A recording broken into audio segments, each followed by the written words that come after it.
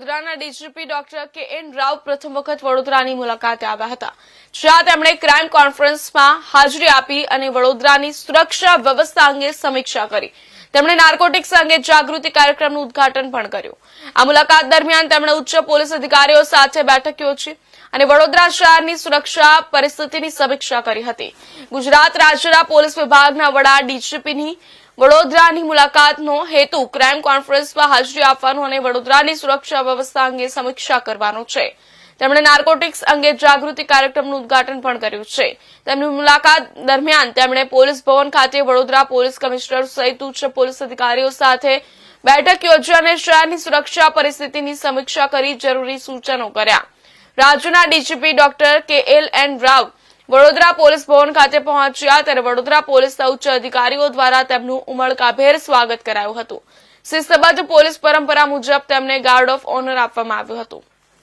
ત્યારબાદ તેઓએ ક્રાઇમ કોન્ફરન્સમાં સમીક્ષા કરી.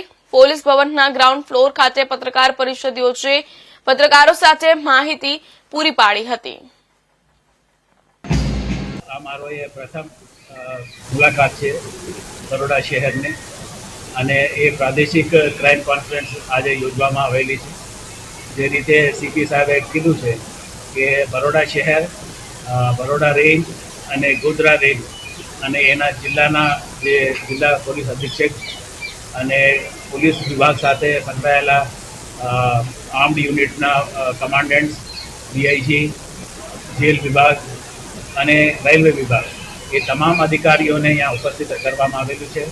અને હેડ ઓફિસમાં જે પોલીસ ભવન ગાંધીનગરમાં જે અધિકારીઓ બેસે છે કે cyber centre of excellence, anti narcotic task force, state traffic branch અને સીઆઈડી ક્રાઇમ, આ રીતે જે મુખ્ય મથકમાં બેઠેલા અધિકારીઓને પણ यहाँ પર ઉપસ્થિત રૂબરૂ કરવામાં આવેલી છે, તાકે એક હોલ ઓફ પોલીસ ફંક્શનિંગ એકબીજાને જે મદદ હોય અથવા એકબીજાને જે ગુડ પ્રેક્ટિસીસ હોય એ સમજી શકે અને એક સિનર્જિસ્ટિક ઇફેક્ટ એકબીજા સાથે મળી સંકલન કરી, સારી સંકલન કરી અને એક સારા પોલીસ વિભાગ તરફથી એક કામગીરી થાય એ એક આયોજન હતું.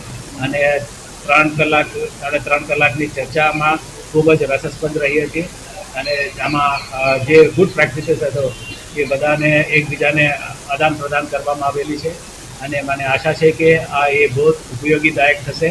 એકબીજાના મુશ્કેલીઓ, લિમિટેશન્સ ઓર એક્સપેરિમેન્ટ્સ ઓર જે સારી કામગીરી છે એકબીજાને સમજી શકાય અને આગળ વધી શકાય એ દિશામાં આજે ચર્ચા થઈ છે.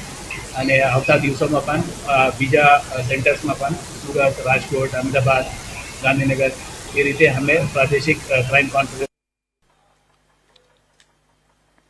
મહાશિવરાત્રીના